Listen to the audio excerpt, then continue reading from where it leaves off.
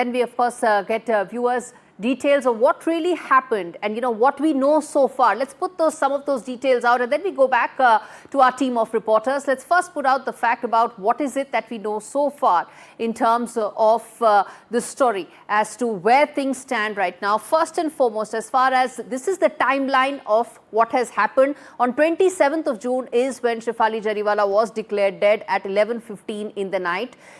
Let's move ahead and tell you the next sequence of events. The cardiac arrest was suspected to be one of the prime reasons for the sudden death of this young 42-year-old reality TV star. The final report of the post-mortem is yet to come. That's what we are telling viewers, that still there is no word on what happened and what is the cause. Now, the police say that 1 more week is needed for the autopsy report to come out. So it's going to be 21 days before we actually know what really happened as far as Shefali Jariwala's death is concerned. The forensic team are yet to send out their report. 21 days for a case where they've said right at the beginning that there is no foul play. That's what they said, prima facie, there is no foul play. Still, it is taking more than 2 weeks. The FSL team is examining the viscera and the blood samples, and there is still no word as to the final report. She was on anti-aging self-medication is what we know so far, and we're going to get you to the theories also, possible theories in just a bit. But this is the story so far. Anti-aging self-medication for 8 years. That's how long she was on some of these treatments that were pretty much designed by her. It was not under a proper medical supervision.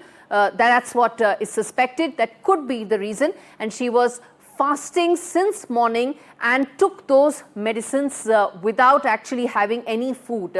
And she took glutathione, vitamin C injections and antacid as well. So all of this on an empty stomach. These are some of the theories that could have led to it. As I said, we do not have the answers. Nobody does, and that's exactly why we are telling you this story right now, viewers, that there are still no answers. Let's get in Radhika, Abira and Ananya back to know more on this. Radhika, let me come back to you. As things stand right now, we are where we were 14 days back, aren't we? We are still with the same theories, grappling with absolutely no details. Why is it that in a case where there is no foul play, that the police has not been able to give us an answer so far? It's been a fortnight. Absolutely. We're still running around all these theories. And when I spoke to police officials this morning, when I spoke to them, they did say that, yes, it usually takes a while for post-mortem reports to come out.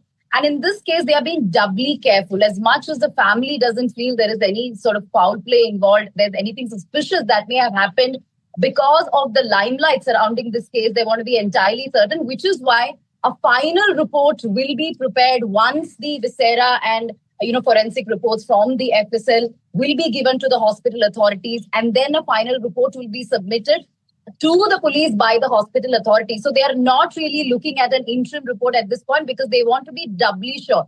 That's the justification given by the police as far as the delay is concerned. They say that it's dependent on the complexity and the circumstances surrounding this case. In this case, it is an accidental death, which means she died of natural causes. At least initially, police believe that's what has happened. And in this case, family have also said that they don't believe there is anything amiss in her death, which is why the police is taking its time. Family also feels there is no urgency required. Let all the reports come out. Let it all be compiled and let there be a final post-mortem report that can be submitted to the police, which is why right now there is a delay. One, the process itself is taking time. Secondly, the family doesn't believe there is any sort of foul play. Okay.